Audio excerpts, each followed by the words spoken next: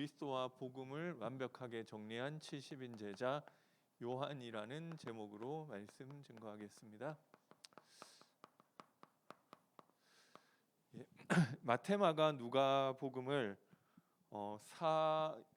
복음서 중에서도 이 닮은 부분이 많이 있거든요. 그래서 공관 복음이라고 하고 요한 복음만 공관 복음에 포함되지가 않습니다.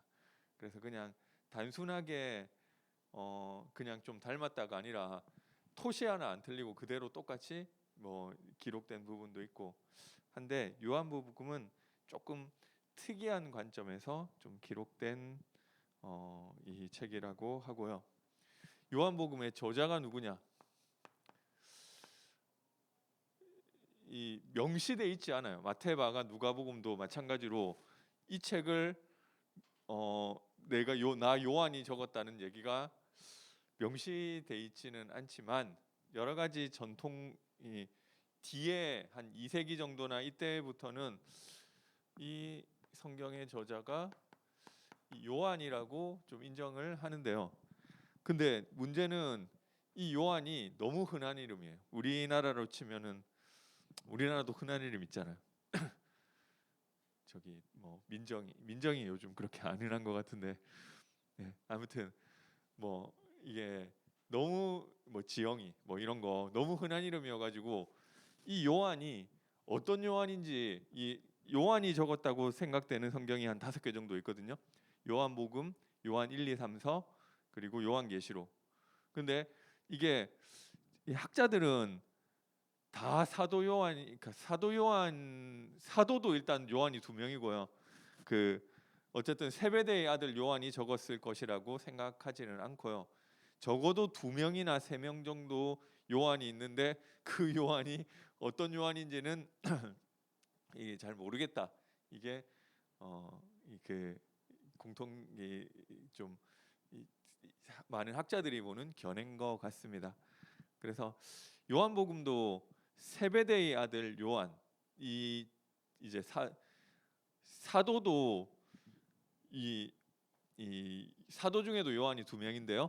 그 중에서도 세베대의 아들 요한이 지었다고 보는 견해가 전통적인 견해였지만 최근에 여러 가지 이런 것들을 봐서는 어떤 반모섬의 요한도 또 다른 요한일 수 있고 여기 요한 1, 2, 3서 아마 공통적인 저자지 않느냐 보는데 그 자기를 장로라 칭하는 그 장로 요한이 세베대의 아들 요한이 아닐 수 있고 그 요한이 지은 걸 수도 있지 않느냐.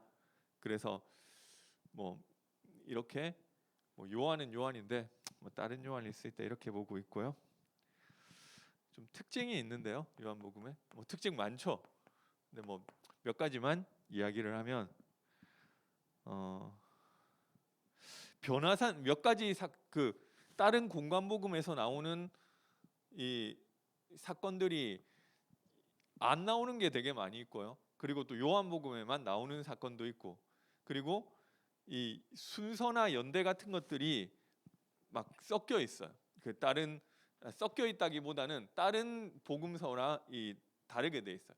대표적으로 예수님이 마태, 마가, 누가복음은 예수님이 공생의 기간 동안 3년 동안 갈릴리에서 사역하시다가 마지막에 예루살렘으로 올라가셔서 십자가 지시는 그 과정으로 나오거든요. 근데 요한복음의 예수님은 빈번하게 예루살렘을 왔다 갔다 하셔요. 근데 어떤 게 진짜냐고 했을 때 사실 많이 왔다 갔다 할 수밖에 없거든요. 유대인들은 명절 지키러도 가야 되고 중간에 몇 번 왔다 갔다 했어야 됐었는데 아마 좀 마가가 이 예루살렘으로 예수님이 입성하시는 이 부분에 포인트를 두기 위해서 중간에 왔다 갔다 한 것은 생략하지 않았나 이렇게 보고 있고요. 그리고 여러 가지 이게 성경을 비난하는 사람들이 공격하는 부분들, 예수님 이 제자들하고 최후의 만찬이 다른 공관복음에는 6월절 전날에 한 걸로 돼 있는데 요한복음에는 그 전날 날짜도 좀 다르죠. 어떤 게 진짜냐 이런 것들도 좀 생각해봐야 될 문제가 있고요. 변화산 사건이 안 나와요. 이 요한복음에는 예수님이 변화되는 부분들이 안 나오는데, 그렇지만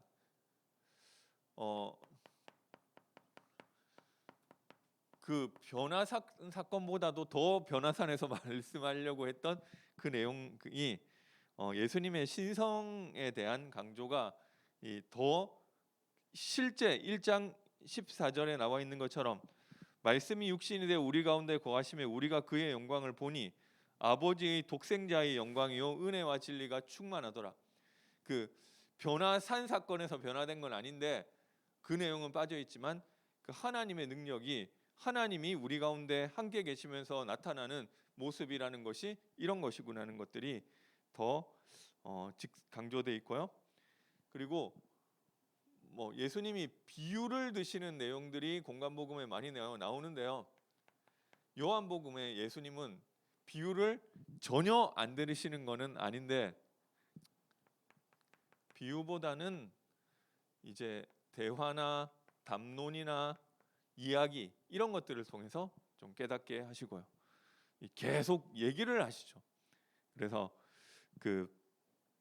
사마리아 여인하고도 너네 그 집에 내가 남편이 어딨냐 이런 거부터 해가지고 한마디씩 하면서 좀 깨닫게 해주시고, 그리고 바리새인들과 이런 사람들랑도 이 다른 공간복음서에서는 예수님이 비유 드시는 모습이 많이 나와 있는데, 요한복음에는 비유 안 되는 건 아닌데 그거보다는 좀 대화나 담론, 어떤 이야기를 통해서 좀 깨닫게 하시는 내용들이 좀 약간 요한복음의 특징적인 내용이라고 할 수 있고요.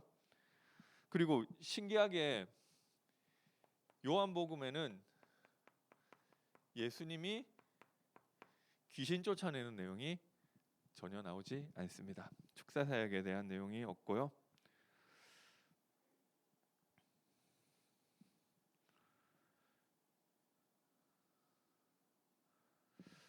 그리고 하나님 나라라는 이야기가 마태복음이나 이런 데는 강하게 나오거든요. 근데 하나님 나라라는 표현이 요한복음에는 많이 나오지 않고요. 하나님 나라보다는 요한복음에서 강조하는 것은 좀 영생을 얻게 하려 함이라. 진실로 내게 이르노니 나를 믿고 나 보내신 이는 영생을 얻었고, 그리고 나는 부활이요 생명이니 나를 믿는 자는 영원히 살게. 하나님 나라라는 것보다 영생에 대해서 좀 더 강조하고 있고요. 그리고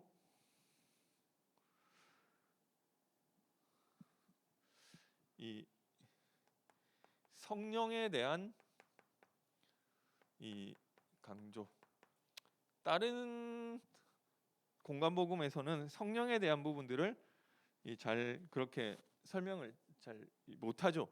그런데 요한복음에서는 성령에 대한 부분들을 좀 강조하고 있고요.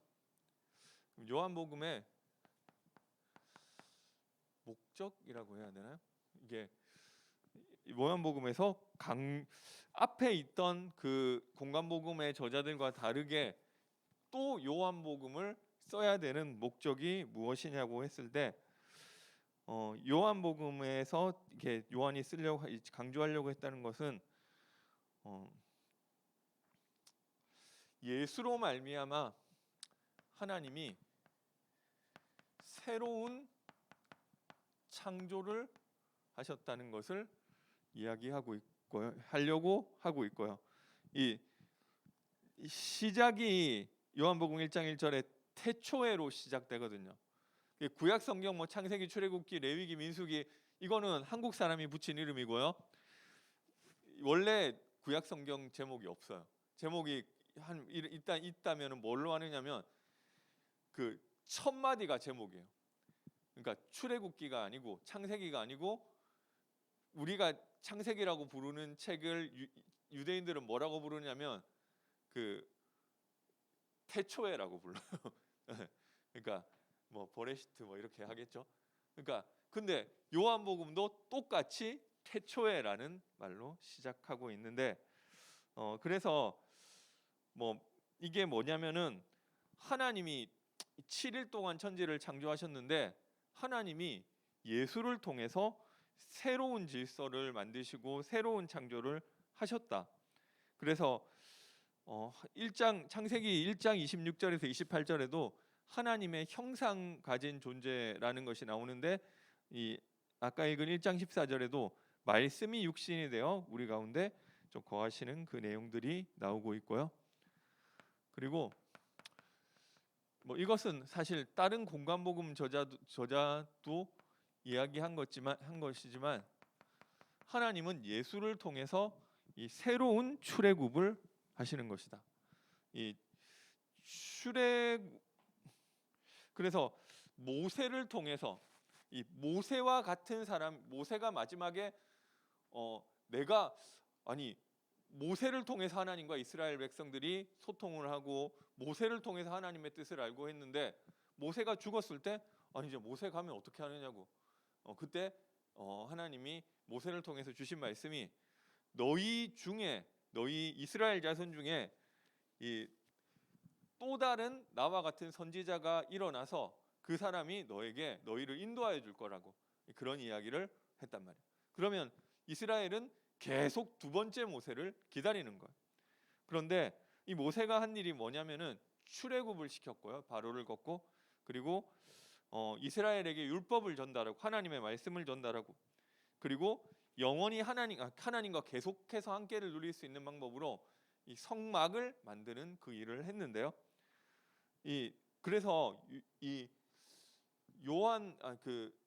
요한복음에서는 그 성막이라는 주제가 되게 성막과 성전이라는 것이 되게 중요하게 깔려 있고요. 1장 14절에도 말씀이 육신이 되어 우리 가운데 거하심에, 한글 성경에는 거하심에 이렇게 돼 있는데요.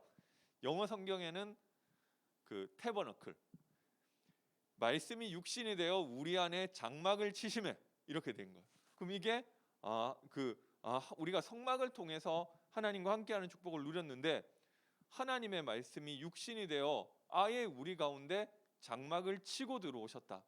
그래서 사실 저기 모든 공관복음에는 예수님의 성전 정화 사건이 이 마지막 부분에 나온다. 예수님 공생의 후반부에 나오는데 요한복음에는 2장에 나오죠. 이게 어떻게 보면 그러면 이게 앞에 있었던 거냐 뒤에 어떤 게 맞냐 생각할 수 있는데, 좀 많은 학자들이 생각하기에는 아마 예수님 사역 후반부에 있었던 게 맞는 것 같다. 그렇지만 요한은 그 관점으로 설명하고 싶은 거예요. 하나님이 성전이 우리 가운데 내려오셨다. 그래서 우리 안에 장막을 치셨다는 것을 표현하기, 그 관점으로, 성전 관점으로 좀 표현하기 위해서 이걸 뒤에 있는 사건을 일부러 2장 앞쪽에 옮긴 게 아니냐, 뭐 이렇게 보고 있고요. 그러니까 이 성막이라는 것이 이 성막과 이 성전, 하나님이 함께 하시는 새로운 성전으로서 이 예수가 오신 것이다. 이걸 좀 강조하고 싶어 하고요. 그리고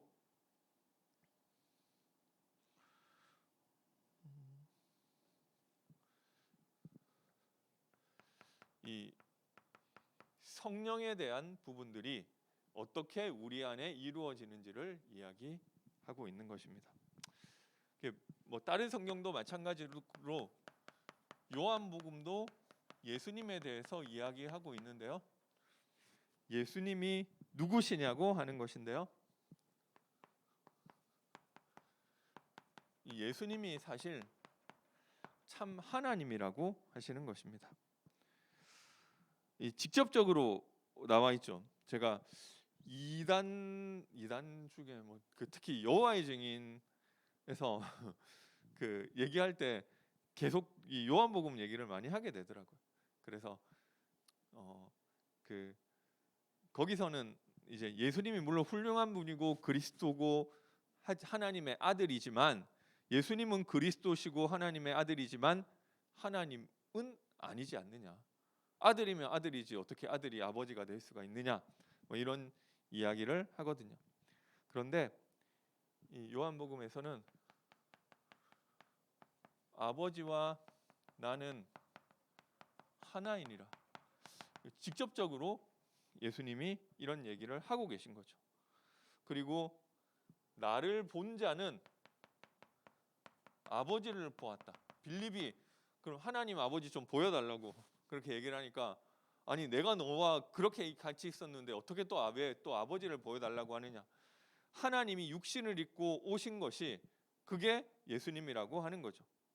그리고 아버지와 내가, 이 예수님이 제자들을 위해 기도하면서 아버지와 내가 하나인 것처럼 저들도 하나가 되게 하옵소서. 이 아버지와 내가 하나라고 직접적으로 이야기하고 있고요. 마지막에 다른 공간 복음에는 없는데 굳이 이 도마의 고백을 통해서 도마가 예수님의 못자국과 창자국을 이 손가락과를 넣어보고 하고 나서 고백하기를 나의 주시오 나의 하나님이십니다. 이 하나님으로 고백을 하는 내용. 그리고 뭐 이 목사님 뭐 설교도 하시고 이거를 다 다루려면 너무 여러 가지가 많아서 그냥 조금 다 넘어가겠습니다. 그 요한복음에는 에고 에이미, 이게 뭐냐면은 영어로 하면 이제 I am이라는 말이거든요. 이게 7번 나온대요. 아니 이게 7번 나오는 게 무슨 말이냐? 뭐가 I am, 나는 양의 목자라. 그 보를 넣어 가지고 나는 이거다, 나는 이거다, 나는 이거다 이렇게 얘기가 많이 나오는데요. 근데 이 에고 에이미가 이게 의미가 왜 있느냐면 일부러 요한이 이렇게 넣은 거예요. 그래서 이 출애굽기 3장에 모세가 하나님의 이름을 물었을 때 하나님이 대답하신 내용이 I am who I am. 나는 나의 이름은 I am이다. I am that I am. I am what I am. 뭐 여러 가지 뭐 번역 따라 조금 다른데요. 근데 어쨌든 하나님의 이름을, 그러니까 I am이라고 하는 것은 사실 구약 시대에 알려주신 하나님의 이름인 거예요. 근데 예수님이 의도적으로 I am 이걸 계속 뭐 예수님이 그렇게 하셨고 요한이 또 그걸 그런 식으로 배치를 한 거죠. 그럼 이거를 봤을 때 이 유대적 배경을 가지고 있는 사람은 I am, 이 사람이 하나님인가 생각할 수 있는 것입니다. 그래서 이런 것들을 통해서 이게 이분이 참 하나님이시라는 것을 이야기하고 있고요. 직접적으로도 있고 깔려도 있고 그런 코드들은 되게 많아요. 요한복음에서 다 이야기할 수는 없고요. 그리고 이분이 누구시냐? 우리 모든 공간복음에서 이야기하고 있는 것처럼 이스라엘이 기다리고 기다리던 하나님이 약속하셨던 그 그리스도로 오신 분이시다. 그리고 이 예수님은 성령을 보내주시는 분이시다. 내 이름으로 보내실 성령, 파라클레이토스라고 하죠. 보혜사, 그 보혜사라고 이 위로해주는 이 컴포터, 그리고 카운셀러 뭐 이런 뜻을 가지고 있는 게 보혜사라는 뜻이고요. 그리고 그래서 이 성령, 근데 이 성령을 보내주시는 분이시다. 그리고 우리에게 영생을 주시는 분이라 이야기하고 있는 것입니다. 3장 16절에 하나님이 세상을 이처럼 사랑하사 독생자를 주셨으니 누구든지 그를 믿는 자마다 멸망하지 않고 영생을 얻게 하려 하심이라. 아들을 믿는 자에게 영생이 있고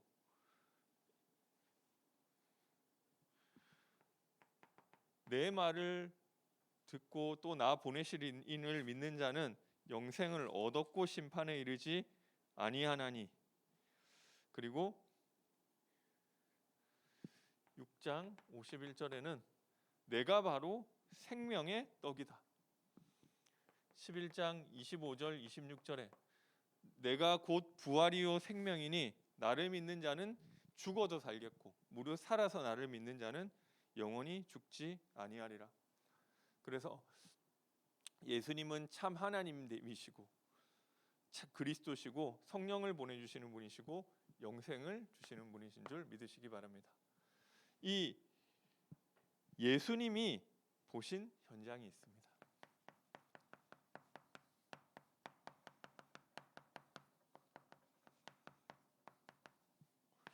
1장에 보니까 사람들이 어디에 있느냐면 어둠 가운데 있는 것. 빛이 어둠에 비치되 어둠이 깨닫지 못했다. 그래서 이 빛을 알 수가 없는 거죠. 그래서 이 사실 흑암의 문제에 사람들이 잡혀 있는데 여기에 빛과 생명 대신 예수님이 답으로 오신 줄 믿으시기 바랍니다. 그리고 2장의 사람들은 어떤 문제에 있느냐니까 이 가정마다 문제가 있고 깨져 있는 거예요. 그래서 이 사탄이 하나님이 만드신 최초의 이 공동체가 가정이라고 하죠. 그래서 이 제가 본무 메시지, 기도처 메시지 제가 사실 이번 주 끝까지 다 들었는데 어디서 들었는지 모르겠는데 기도처 메시지 들은 것 같아요. 사탄이 가정을 공격한다고. 그래서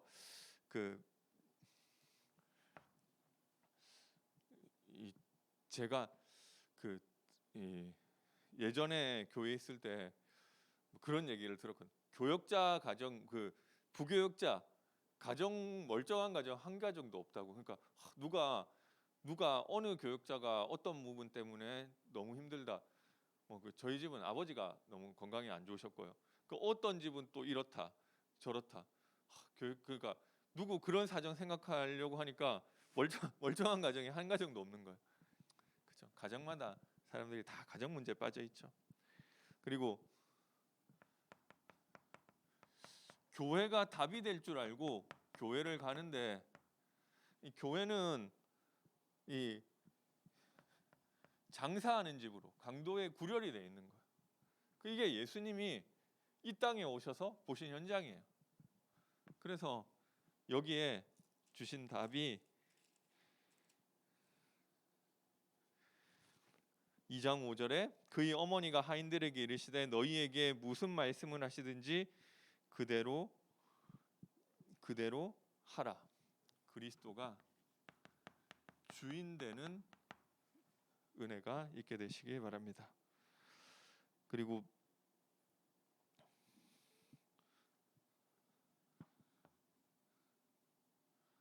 이 그리스도 성전된 자기 육체 그리스도의 그러나 예수는 성전된 자기 육체를 가리켜 말씀하신 것이라. 이 교회도 그리스도가 주인 되는 은혜가 있어야 하는 것입니다. 그리고 이 사람들이 그래서 이 어두움에 있다 보니까 가정 깨지고 교회에서는 이 답을 못 주고 그러니까 이 뭔가 하나님을 바라보고 보는데 그게 다 종교인 거 있잖아요. 니고데모가 이 종교인데 뭐 예수님이 거듭나야 된다 이런 얘기를 한마디도 못 알아듣는 거 있잖아요. 그래서 예수님은 여기에 거듭나는 방법을 말씀하고 계시는 것입니다. 그래서 흑암에 잡혀서 가정 문제와 교회 문제 그리고 종교적 신앙 가운데 있는데 사람들이 그런데 다 예배 실패하고 있는 거 있잖아요. 예배가 안 되는 거예요. 그래서 예수님은 뭐 이상한 얘기 하는 거죠. 유대인들은 예루살렘에서 예배드리고 사마리아인들은 저기 또 다른 산에서 예배드리는데 뭐 이런 얘기를 하고 있는 거예요. 그게 아니라 이 진정한 예배는 이 예수 이름으로 성령이 역사하시는 것이다. 이게 하나님 떠난 어두움에 붙잡혀 있는 사람들의 예수님이 보신 현장인 거예요. 그래가지고 다 어디 빠져 있느냐면 이 질병 문제에 걸려 있는 것입니다.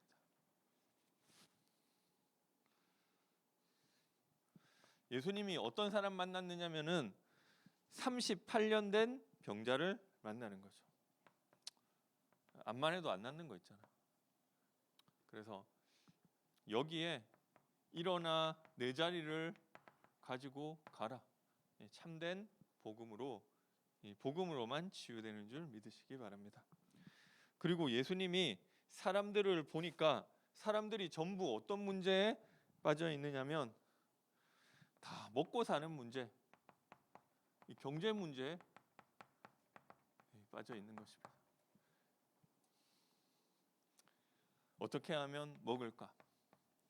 그런데 예수님이 말씀하시기를 내가 곧 생명의 떡이다.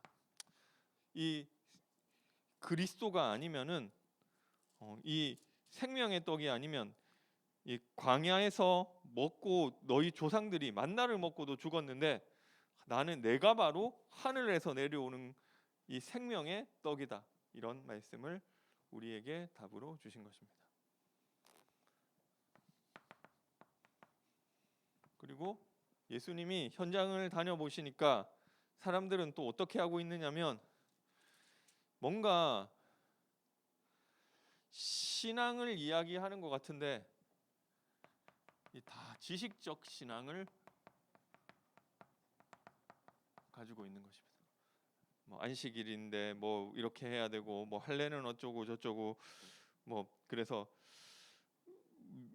그때 예수님이 아니 하나님이 주시는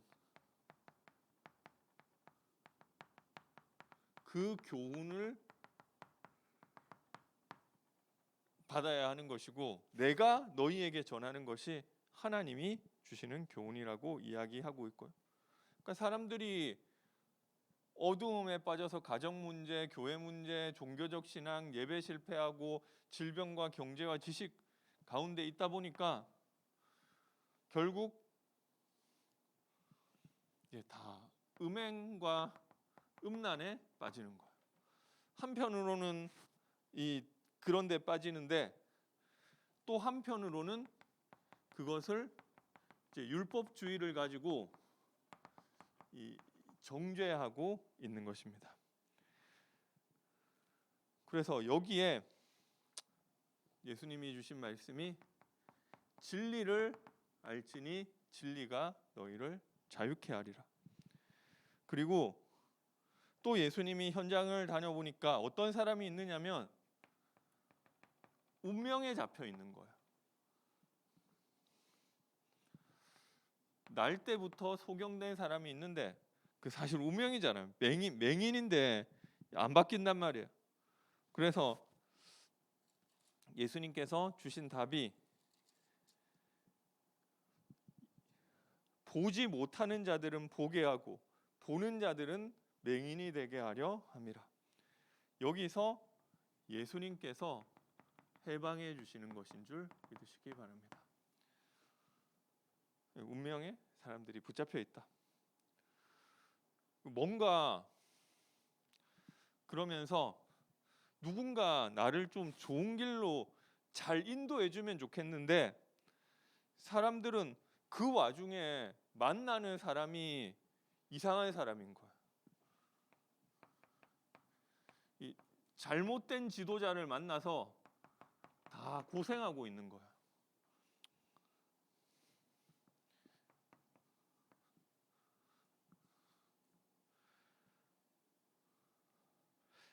이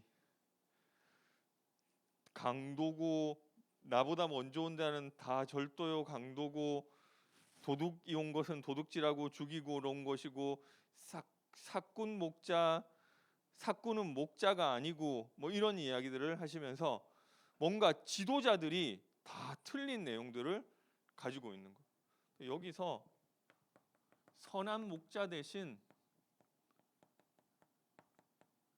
예수님이 우리의 참된 지도자가 되셔야 된다고 말씀하고 계시고요. 그리고 예수님이 현장을 보시니까 사람들이 전부 어떻게 하고 있느냐면 여러 가지 막 이런 문제를 겪는데 결국 마지막에 죽음이라는 것을 넘어설 수가 없는 것입니다. 11장 예수님이 좀 1장부터 11장까지 보신 현장이죠. 이 인간이 나사로의 죽음에서 예수님이 이 눈물을 흘리시는데요. 결국 이 죽음에 붙잡혀 있는 거예요. 여기에 예수님이 주신 답이 내가 곧 부활이요 생명이니 나를 믿는 자는 죽어도 살겠고 무릇 살아서 나를 믿는 자는 영원히 죽지 아니하리라. 이게 어떻게 가능하냐? 참된 하나님이시고 그리스도시고 성령을 보내주시고 영생을 주시는 분이시기 때문에 그리스도로 가능한 줄 믿으시기 바랍니다. 마지막으로 이 예수님이 가르치신 가르침이 많이 있지만 시간이 별로 없기 때문에 일단 한 가지만 중요하게 내 안에 거하라고 하셨습니다. 내 안에 거하라 나도 너희 안에 거하리라. 가지가 포도나무에 붙어 있지 아니하면 스스로 열매를 맺을 수 없는 것 같이 너희도 내 안에 있지 아니하면 다 그러하리라. 너희가 내 안에 거하고 내 말이 너희 안에 거하면 무엇이든지 원하는 대로 구하라 그리하면 이루리라. 그래서 너희가 내 안에 여기서 내는 예수님이죠. 우리가 예수님 안에. 그래서 이게 이 복음을 정리하게 되시기 바랍니다. 하나님 우리가 어떻게 해야 하나님의 일을 할 수 있겠습니까? 물으셨을 때 하나님께서 보내신 일을 믿는 것이 하나님의 일이다. 복음이 나에게 정리되는 거예요. 그리고 이 예수님이 하나님 만나는 길이 된다고 하신 것입니다. 복음이 나에게 물론 정리 안 해도 내가 그리스도를 영접하고 하면 내 안에 계세요. 그런데 좀 진짜 그리스도가 나에게 계시는구나 확신돼야 되는 거잖아. 그래서 정리. 그리고 영생은 참 하나님과 그의 보내신 자 예수 그리스도를 아는 것이니이다. 그렇죠? 요한복음 17장 3절. 복음이 나에게 정리가 되는 거예요. 그리고 내 말이 너희 안에. 여기서 내는 예수님이죠. 그래서 하나님의 말씀이 내 안에 있는 것. 이건 여러 가지 말씀이 있겠지만 특별히 이번 재직 수리 세미나 때도 말씀하셨지만 강단 말씀이 나에게 정리되는 것. 이게 우리 그러면 본부 말씀은 어디 넣느냐? 굳이 나누자면 교회 강단, 본부 강단 이렇게 얘기할 수 있겠죠. 그래서 우리 신앙생활이라는 것은 딴 거를 하는 게 아니라 복음이 정리되고 하나님 말씀이 나에게 정리돼서 있으면 돼요. 붙어 있으면 되는 거예요. 그래서 이 말씀 없는 신앙생활이 하나님과 원수가 된다니까. 8장 37절에 보니까 너희 안에 내 말이 너희 안에 있을 곳이 없으므로 너희가 나를 죽이려 하는도다. 그죠? 하나님의 말씀이, 내가 내 나름대로 뭔가를 열심히 하는데 하나님 말씀이 내 안에 있을 곳이 없는 거예요. 결국 복음과 가장 반대되는 위치. 결국 이 사람들에게 너희는 너희 아비 마귀에게서 났으니 너희 아비의 욕심대로 너희도 행하고자 하느니라. 이게 말씀 없는 영적 상태란 말이에요. 그런데 8장 31절에 보니까요, 너희가 내 말에 거하면 참으로 내 제자가 되고, 하나님의 말씀 안에 내가 거하면 그게 제자가 되고, 진리를 알지니 진리가 너희를 자유케 하리라. 그래서 이 말씀은 흑암과 혼돈과 공허한 현장에 빛을 비추고 질서를 가지고 오고 충만하게 하는 생명의 말씀인 줄 믿으시기 바랍니다. 이번에 청년부 임역원 수련회 때 부산까지 갔단 말이에요. 이게 청년들은 여기 금토 1박 2일 이제 이렇게 갔다 왔는데, 이게 너무 부산 가는데 하루 오는데 하루란 말이에요. 이게 1박 2일 가면서 여기 보니까 지난번에 강원도 갔는데 강원도 가는 것도 힘들더라고요. 그러니까 가는데 하루 오는데 하루니까. 그러니까 저희 경기도나 수도권에서 하지, 저디 뭐 제 생각이 그런 생각이 드는데 부산까지 가자는 거예요.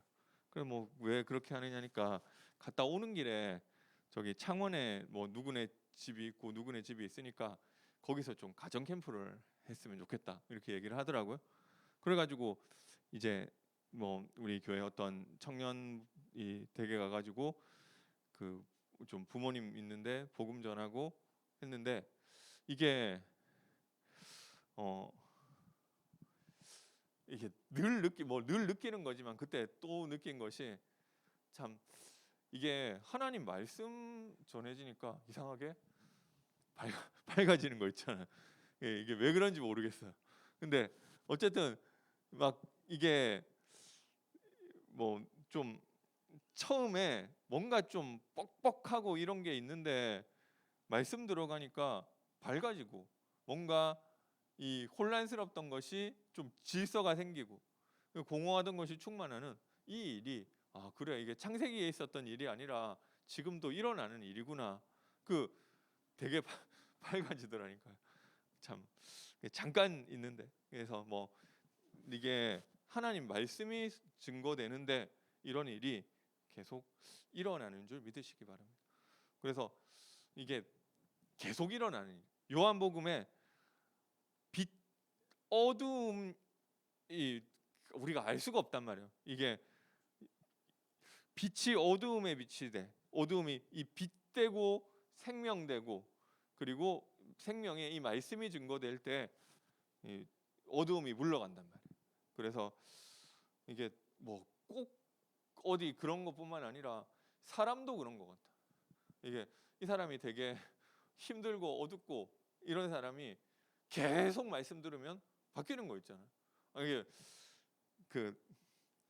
바뀌어야 된다가 아니고 바뀌어져 있는 것들을 우리 계속 보게 되는 것 같습니다. 그래서 나는 요한복음 12장 46절에 보니까요, 나는 빛으로 세상에 왔나니 무릇 나를 믿는 자는 어둠에 거하지 않게 하려 함이로라.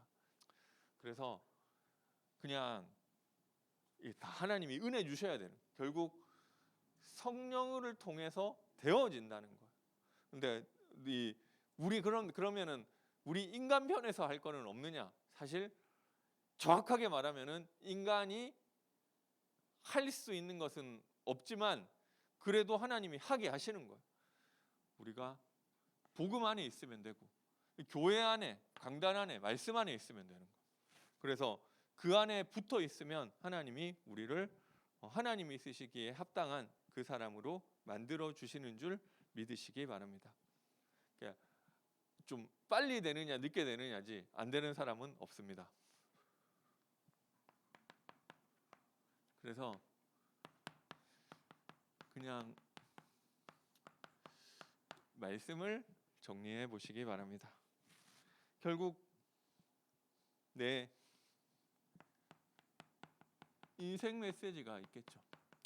인생 메시지라고 하니까 좀 그렇지만 이번 임직식 말씀에 나온 표현으로 하면 하나님 나에 대한 절대 계획을 뭔가 굳이 하나님이 뭐 이 성경에는 이렇게 됐는데 왜 나한테는 이렇게 안 하지?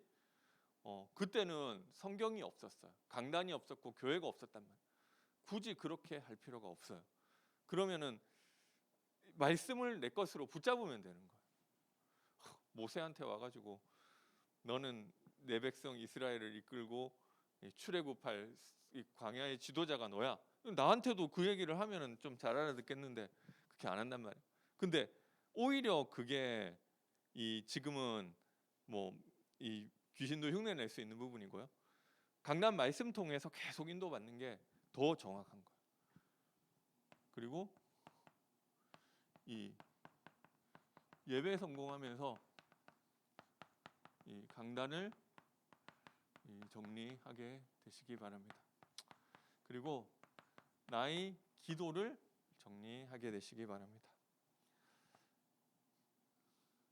내가 언제 기도할 것이냐? 기도 시스템. 그 시간에 내 영혼에 복음 선포하고 말씀 붙잡고 그 서밋 타임에 뭐 하느냐? 이거 하시면 돼요. 나에게 복음으로 빛을 비추고 강단 말씀 확인하고 붙잡고 그리고 나의 전도를 정리하게 되시기 바랍니다. 전도할 수 있는 이 나의 복음을 준비하시고요. 전도 대상자 정리하시고요. 그러면서 이 전도에 도전하게 되시기 바랍니다. 영접, 다락방, 지교회.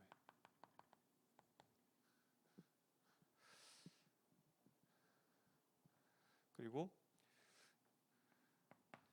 이제 이 명절인데요. 명절 가문 캠프를 놓고 기도하시고요. 많은 것을 하지 않더라도 내가 믿음의 고백하시고요.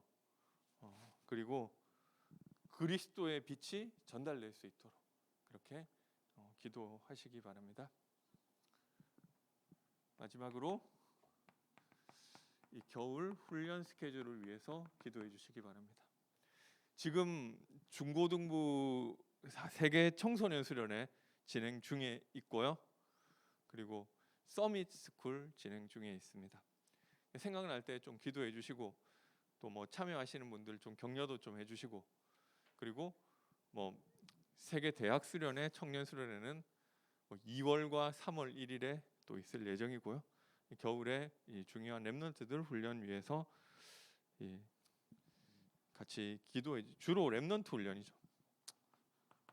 예수님께서 21장 15절에서 18절 내 어린 양을 먹이라 치라 먹이라 뭐 비슷한 얘기죠. 그래서 이 응답 누리게 되시기 바랍니다. 제가 기도하겠습니다. 사랑의